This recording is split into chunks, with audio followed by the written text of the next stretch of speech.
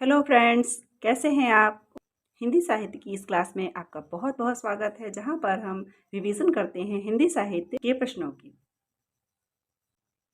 अभी हमारा भक्ति काल का रिवीजन चल रहा है। इससे पहले हमने आदिकाल के प्रश्नों का भी रिवीजन किया था। सभी वीडियोस चैनल पर उपलब्ध हैं, आप जाकर देख सकते हैं और अपना रिवीजन कर सकते हैं।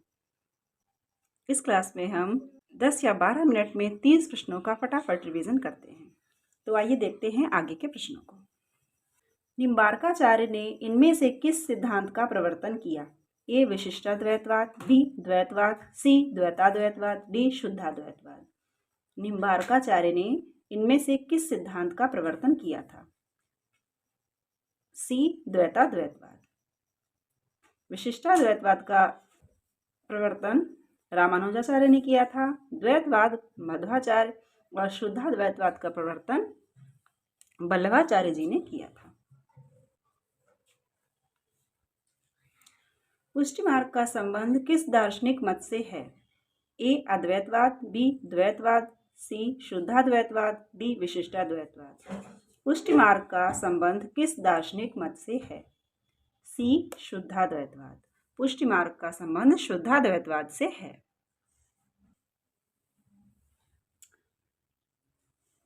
नाथ पंथ एवं संत काव्य के बीच की कड़ी किस संप्रदाय को माना जाता है? ए सिद्ध संप्रदाय, बी गोरख संप्रदाय, सी कबीर पंथ, डी निरंजनी संप्रदाय। नाथ पंथ और संत काव्य की बीच की कड़ी किस संप्रदाय को माना जाता है? डी निरंजनी संप्रदाय को, जिसके प्रवर्तक हरिदास निरंजनी जी हैं। तो इसको नाथ पंथ और संत काव्य के बीच की कड़ी माना जाता है। ज्ञान समुद्र के रचनाकार का नाम बताइए। ए हरिदास निरंजनी, बी गुरु नानक, सी सुंदरदास, डी पीपा। सी सुंदरदास। ये सुंदरदास की रचना है। इनमें से दादू दयाल का शिष्य कौन सा कवि है? ए कबीर, बी नानक, सी हरिदास, डी सुंदरदास। दादू दयाल के शिष्य थे सुंदरदास। पद्मावत में पद्मावती किसका प्रतीक है? ए शरीर, बी मन, सी हृदय, डी बुद्धि। तो पद्मावत में पद्मावती बुद्धि का प्रतीक थी। चित्तौड़ मन का प्रतीक और हृदय सिंघल देव का प्रतीक है। पद्मावत की रचना कब हुई थी? ए 1540 ईस्वी, बी 1550, सी 1490 ईस्वी, डी 1580 ईस्वी। तो पद्मावत की रचना 1540 ईस्वी में हुई थी। किस प्रेमाख्यानक ग्रंथ में नायक एक पत्नी व्रत का पालन करता हुआ एक सुंदर राजकुमारी का प्रणय प्रस्ताव ठुकरा देता है? ए पद्मावत, बी मधुमालती, सी मृगावती, डी चंदायन। बी मधुमालती। मधुमालती में नायक पत्नी व्रत का पालन करता हुआ एक सुंदर राजकुमारी का प्रणय प्रस्ताव ठुकरा देता है। और मधुमालती का रचनाकाल है 1545 ईस्वी। ब्रजभाषा कवि नंददास के किस काव्य ग्रंथ पर प्रेमाख्यानों का प्रभाव है? ए रसमंजरी, बी रूपमंजरी, सी भंवर गीत, डी उपर्युक्त सभी। ब्रजभाषा के कवि नंददास की भी एक रचना प्रेमाख्यानकों में गिनी जाती है, तो वो कौन सी है? नंददास की रूपमंजरी प्रेमाख्यानक काव्यों में आती है। इनमें से वल्लभाचार्य का शिष्य कौन नहीं था? ए कुंभनदास, बी सूरदास, सी नंददास, डी कृष्णदास। वल्लभाचार्य का शिष्य कौन नहीं था? सी नंददास। नंददास वल्लभाचार्य के शिष्य नहीं थे। 4 शिष्य वल्लभाचार्य के थे और 4 विट्ठलनाथ के। तो इनमें से ये 3 तो वल्लभाचार्य के हैं, नंददास वल्लभाचार्य के नहीं हैं। तो ऐसा कौन सा शिष्य है जो वल्लभाचार्य का बचा हुआ है? इन तीनों के अलावा वो है परमानंद दास और शीत स्वामी, गोविंद स्वामी, नंददास और चतुर्भुज दास ये विट्ठलनाथ के शिष्य थे, जिन 8 शिष्यों से अष्टछाप की स्थापना हुई थी। कबीर द्वारा प्रयुक्त कुंडलिनी योग की पारिभाषिक शब्दावली पर किसका प्रभाव है? ए सूफी संत, बी नाथ पंथ, सी सिद्ध संप्रदाय, डी बौद्ध मत। कबीर द्वारा प्रयुक्त कुंडलिनी योग की शब्दावली पर किसका प्रभाव है? बी नाथ पंथ। राजकुमार ऋतुपर्ण इनमें से किस सूफी प्रेमाख्यानक का नायक है? ए सत्यवती कथा, बी हंसावली, सी ज्ञानदीप, डी चित्रावली। राजकुमार ऋतुपर्ण सत्यवती कथा के नायक हैं और इसका रचना काल है 1501 ईस्वी।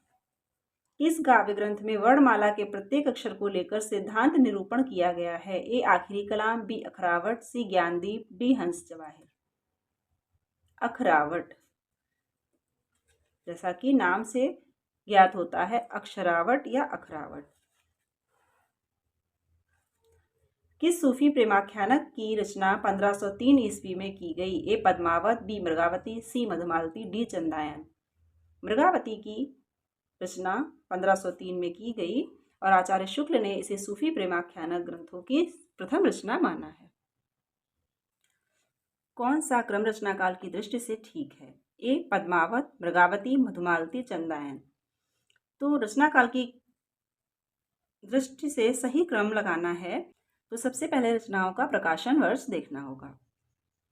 पद्मावत की रचना 1540 में हुई, मधुमालती 1545 और चंदायन 1379। तो सबसे पहले चंदायन आना चाहिए, जो कि 2 ऑप्शन में दिया हुआ है। तो चंदायन के बाद आता है मृगावती, जो कि ऑप्शन सी में है। तो यही ऑप्शन राइट आंसर हो जाएगा। कौन सा कथन असत्य है? जानकवि का समय 1612 से 1664 ईस्वी है। माधवानंद कामकंदला की रचना राजस्थानी में हुई है। नूर मोहम्मद द्वारा रचित इंद्रावती ब्रजभाषा में है। डी छिताई वार्ता के रचनाकार नारायण दास हैं। इनमें से असत्य कथन को चुनना है। जानकवि का समय ठीक है। माधवानंद कामकंदला की रचना राजस्थानी में हुई है, ये भी ठीक है। नूर मोहम्मद द्वारा रचित इंद्रावती ब्रजभाषा में है, यही कथन असत्य कथन है, क्योंकि छिताई वार्ता के रचनाकार नारायण दास ही हैं। और अधिकतर जो सूफी प्रेमाख्यानक काव्य हैं वो अवधी भाषा में लिखे गए हैं। उनमें से कुछ राजस्थानी में भी हैं, जैसे लखन सेन पद्मावती कथा, ढोला मारूरा दूहा। इस प्रकार ब्रजभाषा में केवल एक ही प्रेमाख्यानक है जो नंददास की रूपमंजरी को माना जाता है, वो पूर्णतः ब्रजभाषा में है। बाकी ये जो छिताई वार्ता है ये राजस्थानी मिश्रित ब्रजभाषा में है। और जो जानकवि का एक प्रेमाख्यानक है जिसका नाम है कथा रूपमंजरी, वो भी राजस्थानी मिश्रित ब्रजभाषा में है। और बाकी के जितने हैं वो राजस्थानी या तो अवधी में, अधिकतर अवधी में ही हैं। हंसावली राजस्थानी मिश्रित हिंदी में है। तो यही कथन हमारा असत्य कथन हो जाएगा। सो दिल्ली असनिभुर देसु को न बहुरा कहे सनेसु में दिल्ली किसका प्रतीक है? सो दिल्ली असनिभुर देसु, दिल्ली इसमें किसका प्रतीक है? ए इहलोक, बी परलोक, सी ससुराल, डी पीहर। तो यहाँ पर दिल्ली परलोक का प्रतीक है। और ये पंक्तियां किसकी हैं? ये जायसी की पंक्तियां हैं। नागमती कौन थी? ए जायसी की पत्नी, बी पद्मावती की सखी, सी रत्नसेन की रानी, डी इनमें से कोई नहीं। नागमती कौन थी? सी रत्नसेन की रानी।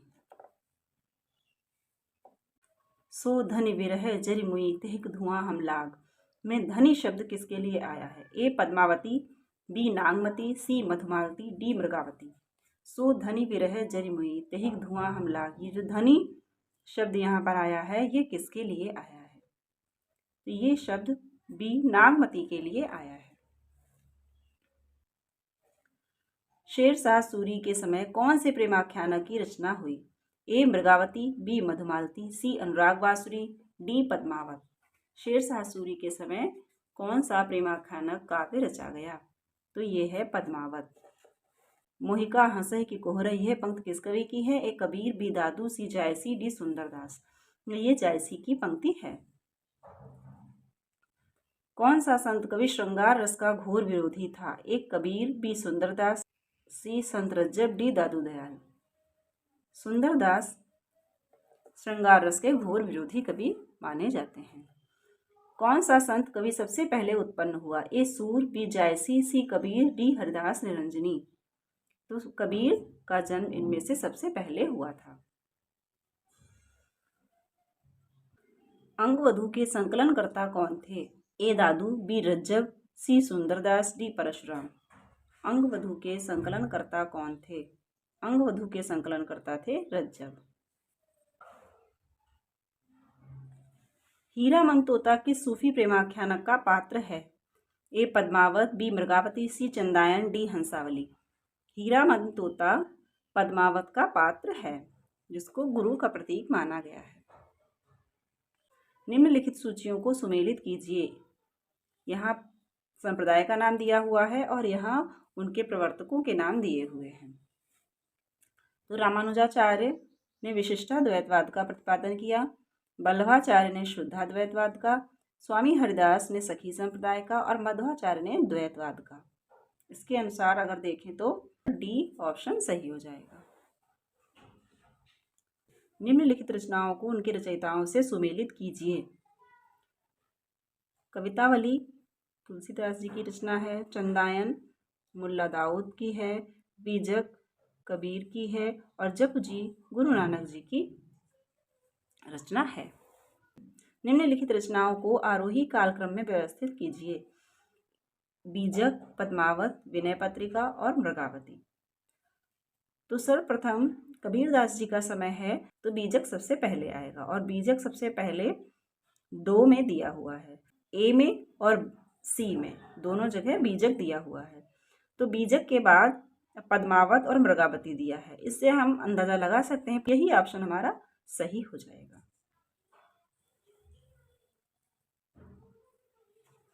आरोही कालक्रम में व्यवस्थित कीजिए।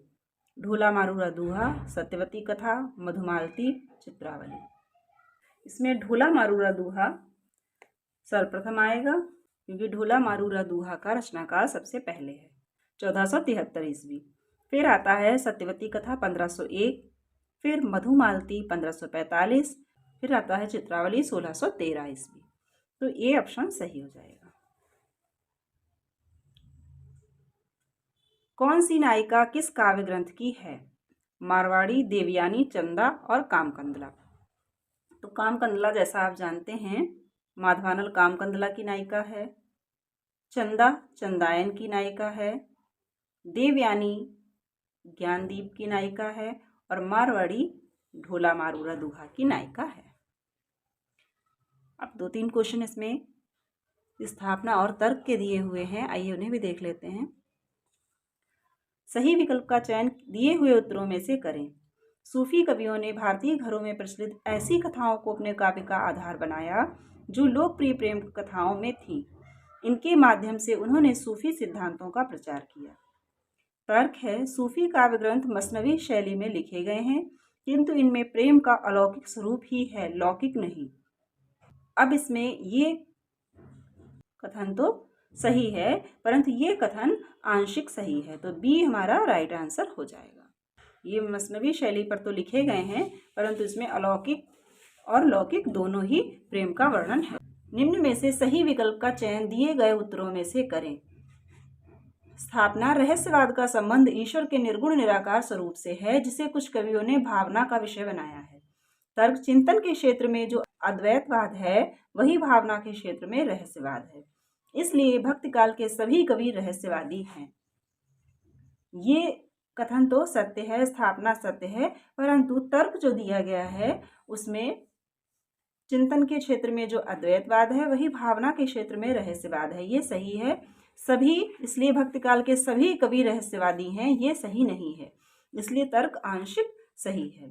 ए सही, आर आंशिक सही।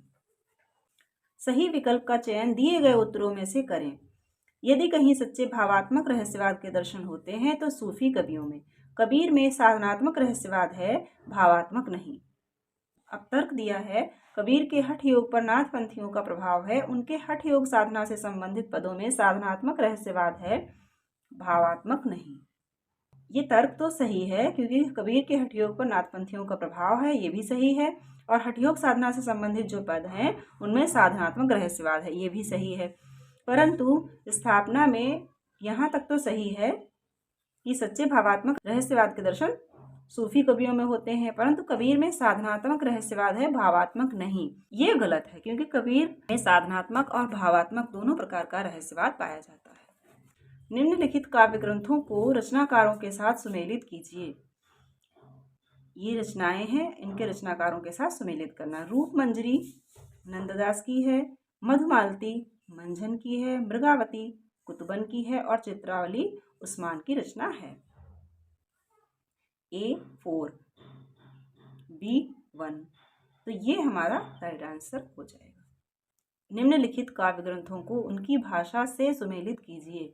प्रेमाख्यान काव्य जो हैं उनकी भाषा क्या है उसको सुमेलित करना है। मृगावती अवधी में है, रूप मंजरी ब्रजभाषा में है, हंसावली राजस्थानी में है और कथा रूप मंजरी राजस्थानी मिश्रित ब्रजभाषा में है। ये एक ऑप्शन हमारा राइट आंसर हो जाएगा। तो फ्रेंड्स, भक्ति काल के हमारे मिले जुले क्वेश्चन जो भक्ति काल की दोनों धाराओं से थे वो आज यहीं पर समाप्त होते हैं, और इससे आगे अब हम पढ़ेंगे भक्ति काल की अलग अलग धाराओं को। तो अगर आपने अभी तक चैनल को सब्सक्राइब नहीं किया है तो सब्सक्राइब कर लीजिए, और वीडियो अच्छा लगे तो लाइक ज़रूर कीजिएगा, और अगर आपको इससे हेल्प मिल रही है तो अपने फ्रेंड्स में भी शेयर कीजिएगा।